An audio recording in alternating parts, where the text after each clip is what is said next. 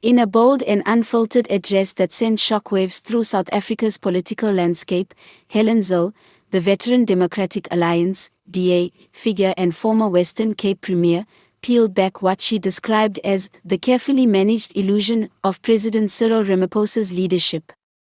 In a session that quickly turned into one of the most talked about moments in Parliament, Zille didn't just deliver a speech, she delivered a political reckoning.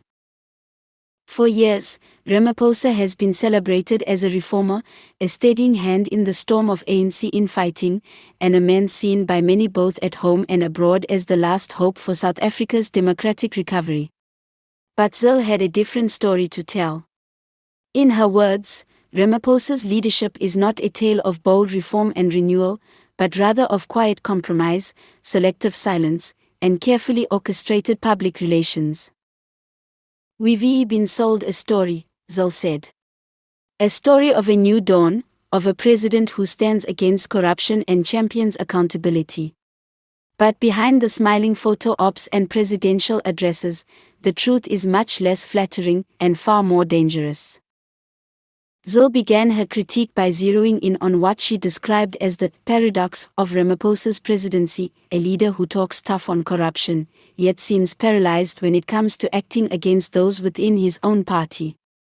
She cited the lack of real consequences for high-profile ANC figures embroiled in corruption scandals, individuals who remain in key positions or return to the fold under the guise of party unity.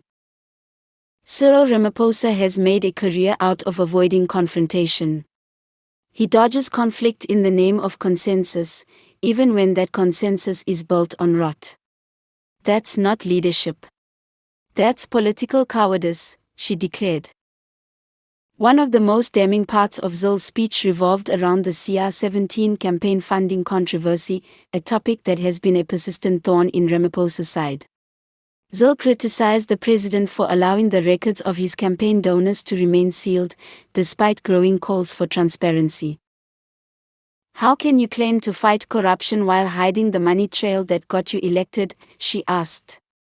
"If there's nothing to hide, then open the books. Let the people see who funded your presidency and what they received in return." Zille didn't stop there. She pointed to the Fela farm scandal, where the unexplained presence of foreign currency and the botched reporting of a theft raised serious questions about the president's conduct. "The issue is not just the money," she said. "It's the principle. It's the concealment. It's the arrogance of believing the rules don't apply to you." Throughout her address, Zille made it clear that her criticism was not personal but institutional. She accused Ramaphosa of being the product of a broken system, a figurehead carefully chosen to soothe public outrage while ensuring the status quo remained untouched.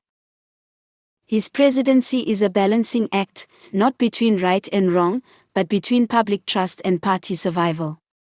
And make no mistake, whenever those two collide, party survival always wins," she warned.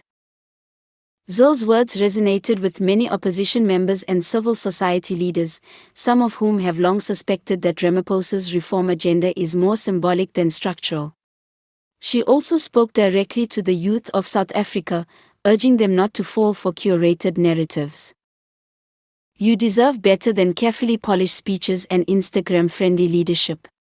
You deserve a government that acts, not one that apologizes for inaction," she said. While her remarks were met with predictable outrage from ANC members, they also reignited debates within the public sphere about the effectiveness and integrity of Ramaphosa's leadership. Has South Africa truly turned the corner under his watch, or are citizens simply being lulled into complacency by empty promises? Zille concluded her fiery speech with a warning, not just to Ramaphosa, but to the nation as a whole: "If we don't face the truth now, the truth will face us later, and by then, the cost will be far greater." In a country desperate for real change, Helen Zille's address was more than just political theater. It was a demand for honesty, accountability, and a reminder that behind every polished image, there may lie a story untold.